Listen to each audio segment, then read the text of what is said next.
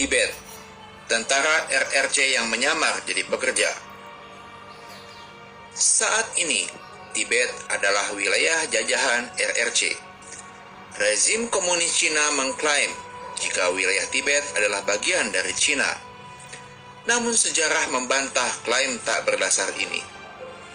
Adalah menarik, awal penjajahan RRC terhadap Tibet tidak didului dengan mengirimkan pasukan bersenjata, melainkan dengan membanjiri wilayah tersebut dengan para pekerja yang ternyata adalah tentara komunis yang menyamar. Bagaimana sesungguhnya Tibet dan proses lengkap aneksasinya oleh RRC bisa didapatkan secara lengkap di Era Muslim Digest edisi 12 dengan tema Bahaya Imperialisme Kuning.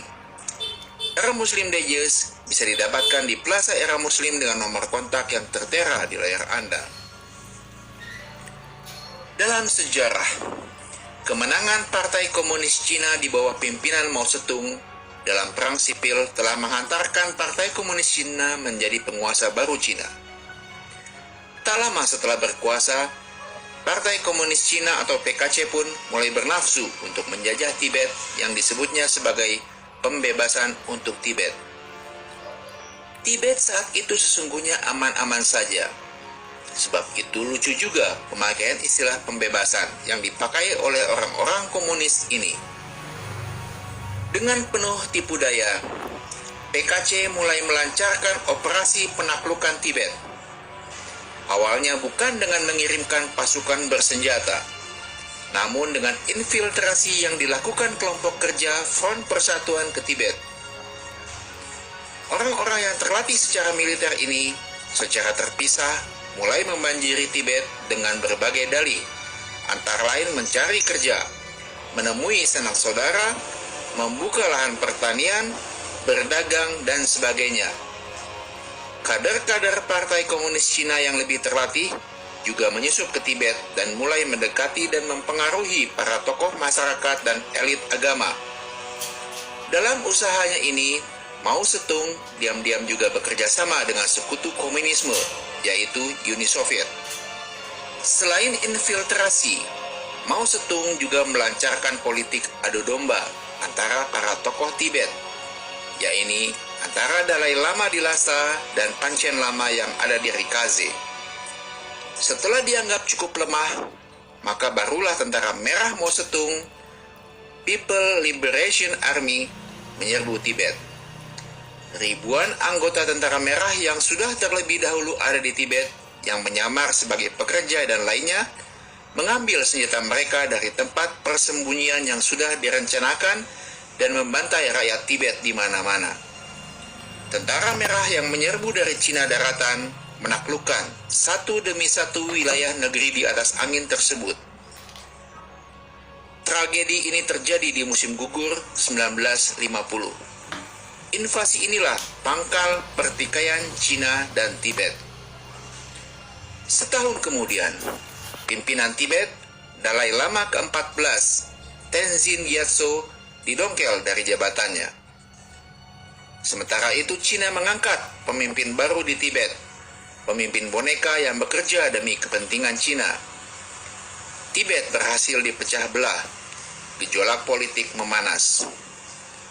Untuk bisa menguasai Tibet sepenuhnya, Beijing membangun sejumlah mega proyek infrastruktur paling penting bagi peradaban modern, setidaknya di mata Cina, antara lain listrik, transportasi, dan teknologi informasi.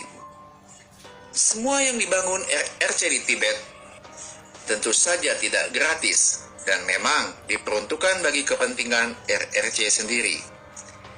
Tibet Watch pada tahun 2014 melaporkan jika kini Tibet telah jauh berubah. Sejumlah proyek seperti listrik, kereta api, bandara, dan jaringan telekomunikasi telah mengubah kebudayaan asli Tibet. Cina telah mengubah Tibet yang tradisional menjadi boneka cantik untuk pariwisata. Boneka cantik yang telah kehilangan ruh aslinya. Wisatawan Cina pun meluber mengunjungi Tibet dan semua keuntungannya masuk ke kantung penguasa RRC. Dalam laporan berjudul Culture Clash, Tourism in Tibet, Tibet Watch menulis, banyaknya proyek Cina di Tibet telah berdampak negatif pada masyarakat lokal, lingkungan, situs fisik, praktik agama, serta budaya tradisional. Pendek kata, Cina hanya mengeksploitasi Tibet seluruhnya, dari alam hingga manusianya. Senada dengan laporan Tibet Watch, Cultural Survival, lembaga nirlaba pendukung kelangsungan budaya masyarakat adat, menyebutkan bahwa banyak orang Tibet tidak memperoleh manfaat ekonomi sedikitpun dari masuknya wisatawan ke wilayah mereka. Sebagian besar pekerjaan yang diciptakan oleh pembangunan pariwisata di Tibet hanya menguntungkan para pekerja asal Cina. Dengan kata lain, Tibet telah dijajah komunis Cina untuk dijadikan sebuah toko dengan etalase yang cantik, yang mampu mengundang pengunjung dan berbelanja di sana. Namun seluruh uang yang mengalir ke toko tersebut pada akhirnya masuk kembali ke dompet sang majikan, yaitu rezim komunis Cina.